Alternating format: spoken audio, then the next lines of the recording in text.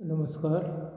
आज हम सूरदास के ब्रह्मगीत सार के पद की व्याख्या एमए फाइनल के विद्यार्थियों के लिए प्रस्तुत करेंगे। मैं राकेश कुमार शर्मा, सह आचार्य श्री संत सुंदरदास राजकीय महिला महाविद्यालय दौसा, पाठ्यक्रम के अनुसार सूरदास के ब्रह्मगीत सार के ये पद आपके लिए प्रस्तुत हैं।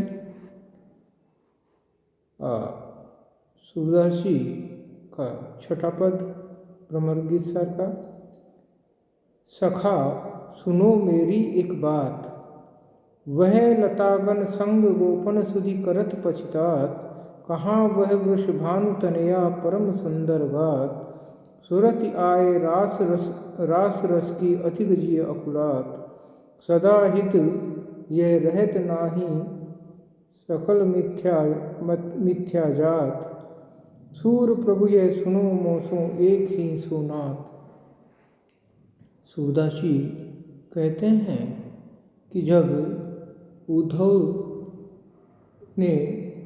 उद्धव से कृष्ण ने कहा कि हे मित्र, मेरी एक बात सुनो। उन लता कुंजों में गोपियों के साथ मैंने अनेक लीलाएं, अनेक क्रीड़ाएं की हैं। अब उन्हीं क्रीड़ाओं की याद करके मैं पश्चाताप करता रहता हूँ। कहाँ तो वह वृषभानु तनया राधा, जिसका शरीर परम आकर्षक और मधुर है, और कहाँ यह है मथुरा नीरस स्थान। वास्तविकता यह है कि हे उद्धव, ब्रज में किए गए रास की स्मृति जैसे ही हृदय में उठती है, वैसे ही हृदय आकुल और व्याकुल होता है। कृष्ण की प्रेम पूर्ण रस भरी बातों को सुनकर ज्ञान मार्गी उद्धव उनसे कहने लगे, मित्र, प्रेम सदैव एक सा स्थिर नहीं रहता, क्योंकि यह संसार जिसके प्रति यह प्रेम उत्पन्न होता है मिथ्या प्रतीति है, भ्रम मात्र है। और इस मिथ्या प्रतीति और भ्रम के संसार में यह प्रेम भी मिथ्या ही है। कृष्ण, मेरी यह बात मानो, सभी छोड़कर उसी नित्य स्थायी और सर्वत्र विद्यमान स्थिर भगवान से ही संबंध रखो, क्योंकि वही सत्य है, वही शाश्वत है और वही सुंदर है। इस पद में विशेष रूप से ज्ञान और भक्ति के विवाद की प्रारंभिक भूमिका है। उद्धव ज्ञान के प्रतिनिधि हैं और कृष्ण प्रेम के प्रतिनिधि। कृष्ण की उद्धव के प्रति कही गई ये उक्तियाँ बड़ी ही स्वाभाविक और मनोवैज्ञानिक हैं। उद्धव के ज्ञान योग को पूरी तरह उकसाने के लिए ये कथन बड़े ही समीचीन और प्रासंगिक है। मेरी एक बात प्रयोग बड़ा महत्वपूर्ण है। ध्वनि यह है कि कृष्ण एक बात कहकर उद्धव के ध्यान को सब ओर से खींचकर अपनी ओर केंद्रित करना चाहते हैं। अंत में एक ही सोनात पंक्ति में मेरी एक बात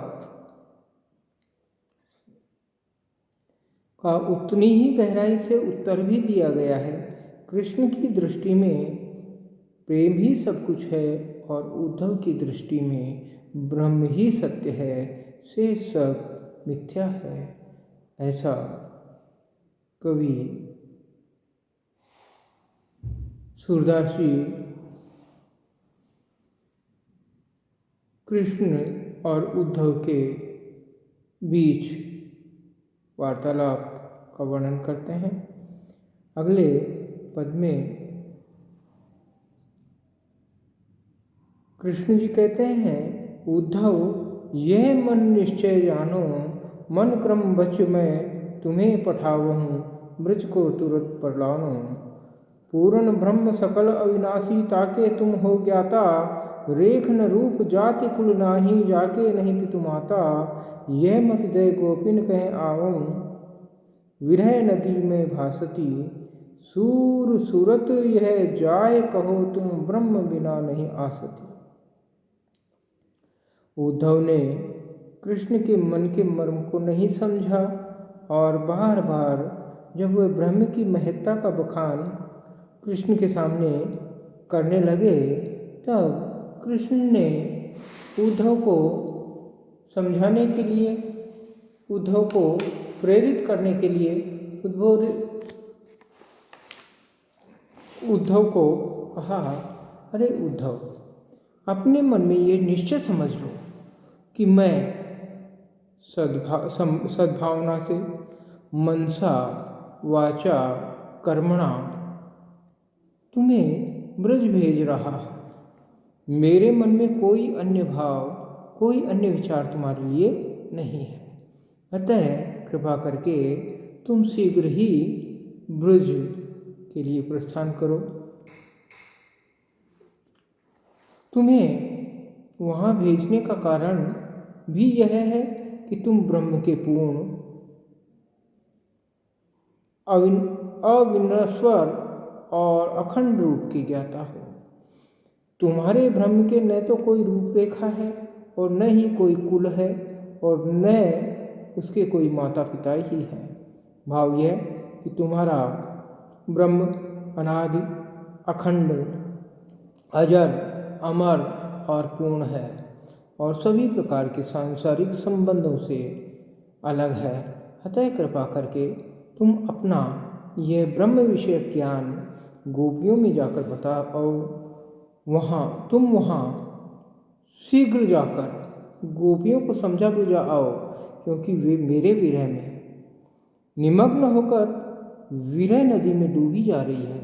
तुम तुरंत उनके पास जाकर उनसे कह दो कि ब्रह्म के बिना जीवन की मुक्ति नहीं है, वह ब्रह्म ही जीवन का सार है। अतः तुम जाकर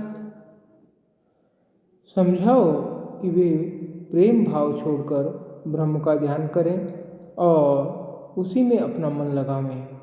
यदि ऐसा नहीं किया तो उनको मुक्ति नहीं मिल सकेगी।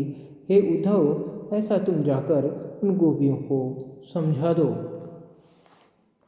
इस पद में कृष्ण ने अपनी अभीष्ट कार्य के लिए उद्धव को चंग पर चढ़ा दिया है। विरह नदी में निरंग रूपक की योजना सुंदर योजना है। परिणामतः गोपियों के प्रेमान भाव की सही व्यंजना हो सकी है। यही कवि का कौशल है। निर्गुण संप्रदाय में ब्रह्म के बिना मुक्ति संभव नहीं है। ऋते ज्ञानात्र मुक्ति ही, ऐसा कहा भी गया है।